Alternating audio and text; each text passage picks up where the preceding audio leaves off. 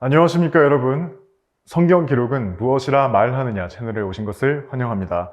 이번 시간 예수님의 성육신은 시작이 될 수 없습니다 라는 제목으로 같이 시간을 보내보도록 하겠습니다. 일단 첫 번째부터 많은 사람들이 오해하고 있는 부분에 대해서 한번 이야기를 나눠보시죠. 마태복음부터 신약이지 않을까라는 생각을 하시는 분들이 많습니다. 이제 마태복음 1장 1절부터, 즉 예수님께서 태어나신 그 순간부터 신약이다 라고 생각하시는 분들이 많은데, 아마 이제 그 이유는 이거이지 않을까 싶습니다. 성경을 딱 펴봤을 때 신약이라고 쓰여있는 그곳에부터 이제 다음 장 넘겨보면 그때부터 마태복음이 있기 때문이지 않을까, 저는 이렇게 생각하는데 그렇게 말씀하시는 분도 많긴 합니다. 그렇다면 질문, 정말로 예수님의 탄생부터가 신약의 시작일까? 라는 것을 한번 질문을 드려보고 싶습니다. 그 다음 질문, 과연 구약과 신약은 무슨 뜻일까? 라고 했을 때 그저 옛 약속과 새 약속이지 않을까? 라고 이야기를 하시는 분들이 많은데, 그러면 50점짜리도 안 됩니다. 사실 답변이. 왜냐하면 이 정도는 어린아이들도 그렇게 대답할 수 있기 때문이에요. 그러면 과연 정답은 무엇일까? 라고 한다면 유언 언약입니다. 유언 언약입니다. 그래서 구약은 옛 유언 언약, 그리고 신약은 새 유언 언약, 이렇게 불린다는 걸 아셔야겠습니다. 그래서 관련 구절 마태복음 26장 27절에서 8절 가지고 왔습니다. 또한 그분께서는 잔을 집으시고 감사들을 드리신 후에 그 잔을 그들에게 주시며 이같이 말씀하셨느니라. 너희는 그것을 모두 마시라. 이는 이것이 죄들의 사면으로 인하여 많은 이들을 위하여 흘려지는 새 유언 언약에 속한 나의 피이기 때문이라 라고 했습니다. 그래서 예수님의 피, 나의 피가 흘려진다라고 되어 있죠. 이것을 반드시 기억을 해두셔야겠습니다. 자, 그리고 다음 구절 한번 보실까요? 만찬 뒤에 잔도 이와 같이 하며 말씀하셨느니라. 그러니까 그 전에는 빵을 나누셨거든요. 잔도 똑같이 나누신다는 걸 여기서 이야기를 하는 겁니다. 이 잔은 나의 피로 세우는 새 유언 언약이니 라고 되어 있습니다. 이 피는 너희를 위하여 흘려지느니라. 너희 죄사함을 위해서 흘려진다라는 것을 알 수 있습니다. 그래서 이제 누가복음 22장, 마태복음 27장, 여기서 이제 문맥적으로 더 나아가면은 예수님께서 십자가에 못 박혀 피 흘려 죽으십니다. 그렇기 때문에 여기서 이야기를 하는 너희를 위하여 피 흘려지느니라 라고 하는 것은 십자가에 못 박혀 피 흘려지는 것을 이야기하면 알 수 있습니다. 그래서 결국에는 뭐냐? 피 흘림은 죽음이다 라는 것을 알 수 있습니다. 그래서 옛 유언 언약은 몰라도 새 유언 언약은 누가 있는지는 대부분 아실 겁니다. 그쵸? 예수님이죠. 그렇다면 새 유언 언약을 하신 예수님께서 아직 죽지 않은 시점부터 신약시대라고 이야기를 할 수 있을까요? 그리고 또한 새 유언 언약은 마태복음 27장쯤부터 나옵니다. 그쵸? 그 전부터 유언을 하셨을까요? 그때 처음 하셨거든요. 그렇다면 그 전에 과연 신약시대라고 이야기를 할 수 있을까요? 만약에 예수님께서 죽으시기 전이 시작시대다라고 한다면 예수님께서 죽으시지도 않은 시점부터 예수님을 죽은 것으로 만들어버리는 엄청난 문제가 생깁니다. 왜 그런지 보여드릴게요. 히브리서 9장 16에서 17절입니다. 이는 유언 언약이 있는 곳에는 그 유언자의 죽음 또한 필수적으로 있어야 하기 때문이라. 이는 유언 언약은 사람들이 죽은 뒤에야 효력이 있기 때문이라. 그죠? 이건 일반적으로 모두가 웬만한 상식으로 알고 있는 겁니다. 그렇지 않다면 그것은 그 유언자가 살아있는 동안에 전혀 영향력이 없느니라.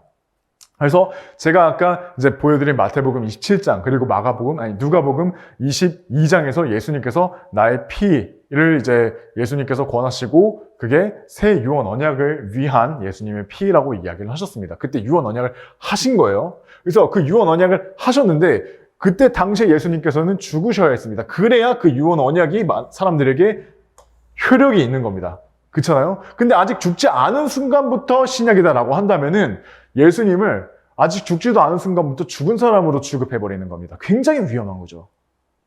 그것을 꼭 생각을 해보셔야겠습니다. 그래서 예수님께서는 확실히 구약시대에 사셨던 분이다. 이것을 생각을 해두셔야겠습니다. 그래서 다음부터는 예수님께서 왜 구약시대에 사셨던 분인가라는 것을 또 증거하는 것을 가지고 왔습니다. 예수님께서 전하시던 복음은 지금의 복음과는 다릅니다. 우리가 믿는 복음은 뭐예요? 고린도전서 15장 2절에서 4절 말씀입니다. 예수님께서 십자가에 못 박혀서 피 흘려 죽으시고 장사하시고 부활하셨다는 것을 헛되이 믿지 않는다면 그 복음으로 너희 땅은 구원받는 것이라고 이야기를 했습니다. 마태복음 4장 17절입니다. 그때부터 예수님께서 선포하며 말씀하기 시작하시기를 회개하라. 이는 하늘의 왕국이 가깝기 때문이라 라고 하셨습니다. 일단 마태복음 4장의 이제 문맥을 이야기를 해야 되는데 마태복음 4장 처음부터 이제 보자면 어떻게 되어 있냐면은 예수님께서 마귀에게 시험받기 위해서 성령님의 인도에 따라 광야에 갑니다. 광야에 가십니다. 그래서 광야에 가셔가지고 마귀에게 3가지 시험을 받으시죠. 그리고 그것을 통과하시고 마귀에게서 승리하신 후에 가버나움으로 가셔가지고 그때부터 예수님께서 이 말씀을 선포하기 시작하신 겁니다. 그렇기 때문에 예수님께서 사역 초기부터 말씀하신 거는 뭐예요? 하늘의 왕국이 가깝기 때문이라고 말씀하신 겁니다. 자, 이에 대해서 개역개정은 뭐라고 되어 있느냐라고 하는 것을 이야기를 나눠보시죠. 개역개정에선 천국이라고 되어 있죠. 근데 이걸 분별을 잘 해야 됩니다. 하늘의 왕국은 하늘에서 이 땅에 내려올 왕국을 의미하는 거고요. 그리고 천국은 우리가 잘 알고 있는 하늘에 있는 왕국인 겁니다. 이 둘의 분명한 차이를 아셔야 합니다. 만약에 하늘의 왕국이 아니라 천국이라고 한다면 이제 무슨 말이 되느냐면은 만약에 회개하라. 이는 천국이 가까이 왔기 때문이라 라고 이야기를 한다면 무슨 일이 벌어지는 거냐면은 너희가 이제 싹 다 죽어야 된다라고 말을 하는 것과 다름이 없습니다. 왜냐하면 죄가 없는 사람이라면 모를까 모두가 죄가 있는 거잖아요. 그렇죠? 모든 사람에겐 죄가 있습니다.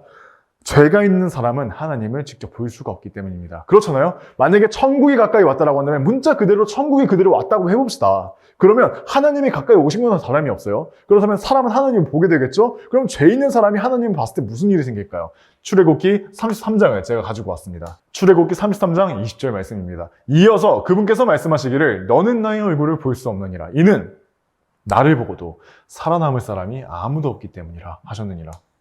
이제 이 출애굽기 33장 20절에서 왜 이 구절이 나왔는지를 제가 설명을 드리자면 모세가 하나님께 주의 영광을 제게 보여주소서라고 이야기를 합니다. 하나님께 당신의 모습을 보여달라고 이야기를 하는 거죠. 그때 하나님께서 말씀하시는 게 너는 나의 얼굴을 볼 수 없느니라. 이는 나를 보고도 살아남을 사람이 아무도 없기 때문이라. 하나님께서는 완벽한 의이십니다. 하나님께서는 어떤 오점, 점 하나만도 그런 흠이 없으신, 그런 죄가 없으신 분인데 우리는 죄 덩어리란 말이죠.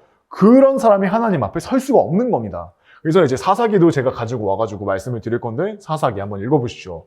13장 22절입니다. 그리하여 마누아가 그의 아내에게 말하기를 우리가 하나님을 보았으니 우리는 반드시 죽으리라 라고 이야기를 하죠. 사람의 몸을 입고 하나님을 본다? 그건 죽는 겁니다. 그것이 성경에서 이야기하는 바입니다. 그렇기 때문에 천국이 가까이 왔다라고 이야기하는 거 굉장히 위험한 거예요. 천국이라는 말은 개역개정 기준 마태복음에서만 쓰였습니다. 그래서 누군가는 그렇게 이야기하실 거예요. 디모데후서 4장 18절에 그의 천국이라는 말이 있는데요. 자, 그의 천국이라는 말 과연 어떤 건지 한번 살펴보시죠. 개역개정에 있는 디모데후서 4장 18절은 오역되었습니다. 그의 천국이라고 되어 있는데 자 이제 영어로 어떻게 되어 있냐면 Heavenly Kingdom이라고 되어 있습니다. 천국이 아니라요. 하늘에 있는 왕국입니다.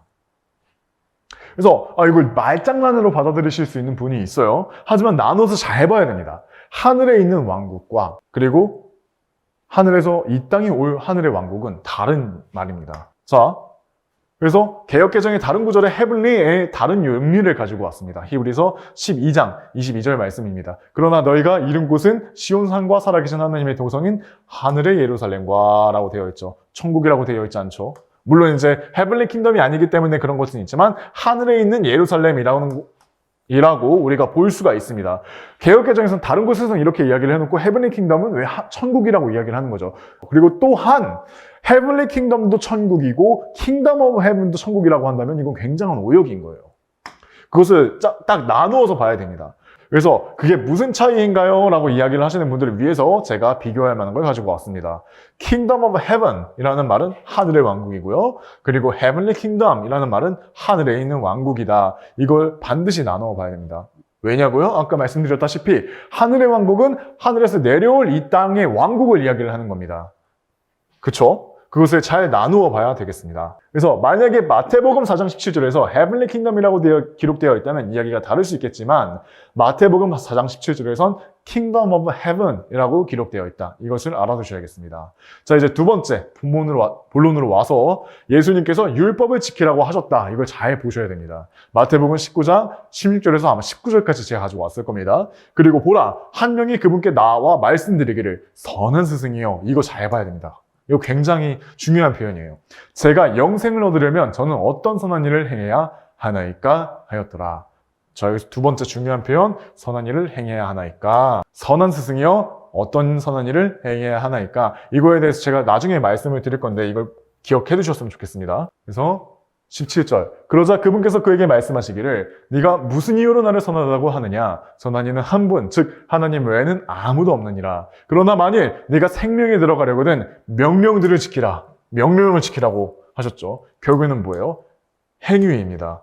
행위를 해야 생명에 들어갈 수 있다. 구원받을 수 있다라고 예수님께서 말씀을 하시고 계신 거예요. 왜 그렇게 말씀하셨느냐? 이건 제가 이걸 설명 다 끝나고 난 다음에 말씀을 드리겠습니다. 18절입니다.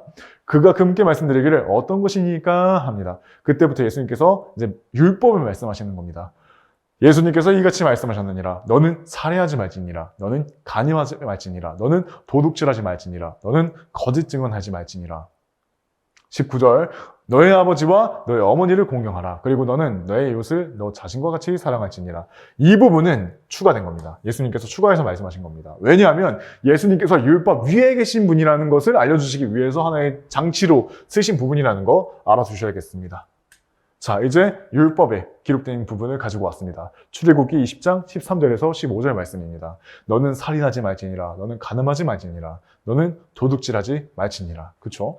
그 다음 12절. 너는 너의 아버지와 너의 어머니를 공경하라. 이는 주 너의 하나님이 너에게 주는 그 지역 위에서 너의 날들이 길어지게 하려 함이라. 자, 여기서 사람들이 많이 헷갈려하는 게 있습니다. 이 역에 있는 주 너의 하나님이 너에게 주는 그 지역 위에서 너의 날들이 길어지게 하려 함이라. 이게 교회 시대에 있는 성도들에게도 해당된다라고 생각하는 사람들이 있습니다. 하지만 일단 문맥으로 보자고요. 이거 누구에게 하는 말이에요? 20대를 탈출한 이스라엘 민족에게 하는 말입니다.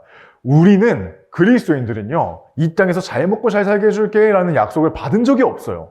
그것을 잘 살펴봐야 됩니다. 그래서 지금 이 시대에 와서 율법을 지켜야 구원받는다고 하는 교회가 있는지 잘 살펴봐야 됩니다. 만약에 그런 곳이 있다? 그렇다면 지금 우리가 구원을 받는 방법은 오직 믿음으로 말미암아 받는다는 걸 아시고 그런 율법으로 구원받는다고 하는 그런 교회로부터 나와야 된다고 제가 말씀을 드리고 싶습니다.